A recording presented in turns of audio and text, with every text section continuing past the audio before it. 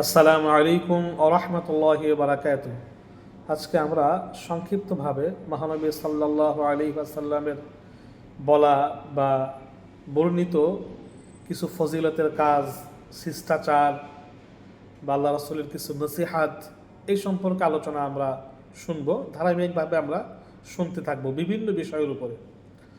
মসজিদে যাওয়ার ফজিলত, যারা মসজিদে গিয়ে জামাতে নামাজ আদায় করে তাদের ফজিলত সম্পর্কে আল্লাহ রসুল বলেন, মান গাদা ইলাল মসজিদ আও রাহা আ'আদাল্লাহু লাহু আযজা ওয়া জাল্লা লাহু ফিল জান্নাতি নাজলান কুল্লামা গাদান আও রাহা। মহানবী সাল্লাল্লাহু আলাইহি ওয়াসাল্লাম ইরশাদ করেন, যে ব্যক্তি সকাল সন্ধ্যায় মসজিদে আসা যাওয়া করে তার প্রত্যেকবার আসা যাওয়ার সময় আল্লাহ তাআলা তার জন্য জান্নাতে একটি করে আবাস, একটি করে প্রাসাদ প্রস্তুত করে দেন। যতবার যাবে ততবারই আল্লাহ পাক জান্নাতের মধ্যে একটা প্রাসাদ তৈরি করবেন এবং ততবারই আল্লাহ পাক রব্বুল আলামিন তার জন্য জান্নাতের মেহমানদারির ব্যবস্থা সেখানে করে রাখবেন বা করে রাখেন।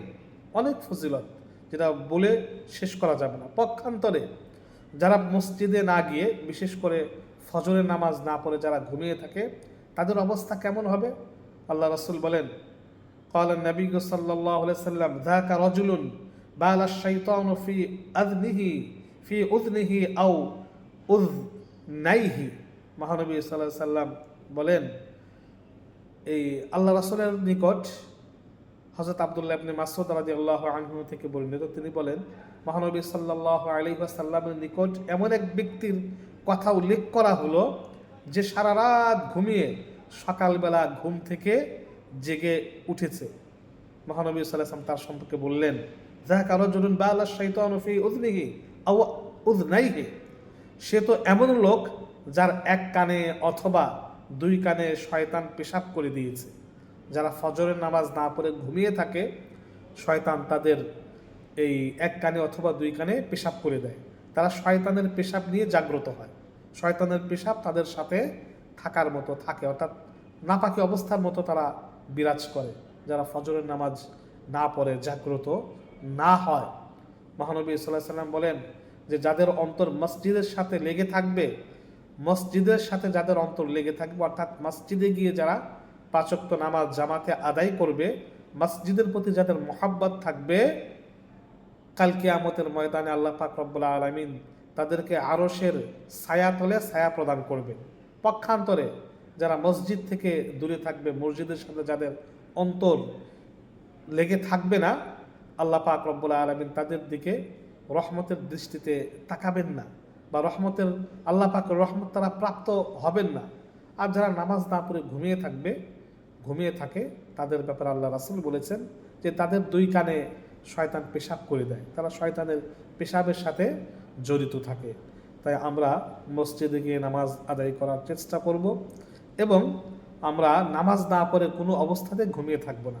বিশেষ করে ফজরের নামাজ আমরা আদায় করব। আল্লাহ রাসূল বলেন, যে ব্যক্তি ফজরের নামাজ আদায় করলো সে আল্লাহ পাকের জিম্মায় চলে গেল। সে আল্লাহ পাকের সারাদিন আল্লাহ পাকের হেফাজতে থাকবে। আল্লাহ পাক রব্বুল আলামিন তাকে শুধু খায়ের, কল্যাণ আর কল্যাণ দান করবেন। যে ব্যক্তি ফজরের নামাজ না পড়বে, ঘুমিয়ে থাকবে, তার মৃত্যু হলে আযাবের ফেরেশতারা তার মাথা চূর্ণ বিচূর্ণ করে ফেলবে। আবার মগজ বের হয়ে যাবে, সেই মগজ আবার চলে আসবে, আবার হাতুড়ি দিয়ে চূর্ণ বিচূর্ণ করবে, এভাবে আযাব দিতে থাকবে। তাই আমরা অবশ্যই পাঁচ ওয়াক্ত নামাজ যথাযথভাবে জামাতের সাথে আদায় করার চেষ্টা করব। বিশেষ করে ফজরের নামাজ, এশারের নামাজ, আসরের নামাজ, এইগুলো আমরা বিশেষ করে যত্নশীল হব। প্রত্যেক নামাজই আদায় করব, এইগুলোর প্রতি বেশি যত্নশীল হব। কেননা মুনাফিকদের কাছে আয়েশা এবং ফজরের নামাজ খুবই কষ্টকর। এই নামাজ দুটি তাদের কারণে খুবই কষ্টকর। আসরের নামাজও কষ্টকর। আসরের নামাজের সময় তারা ব্যবসা বাণিজ্য, ঘোরাফেরা নিয়ে ব্যস্ত থাকবে। এশার নামাজের সময় তারা নামাজ না পড়ে ঘুমিয়ে যাবে। ফজরের নামাজের সময় নামাজ না পড়ে ঘুমিয়ে থাকবে, ওঠা কষ্ট। তাই এই নামাজগুলোর প্রতি বেশি যত্নশীল হওয়া প্রয়োজন। আল্লাহ পাক রব্বুল আলামিন আমাদেরকে আল্লাহ রাসূলের এই নসিহতের উপরে আমল করার তৌফিক দান করুক। আমিন।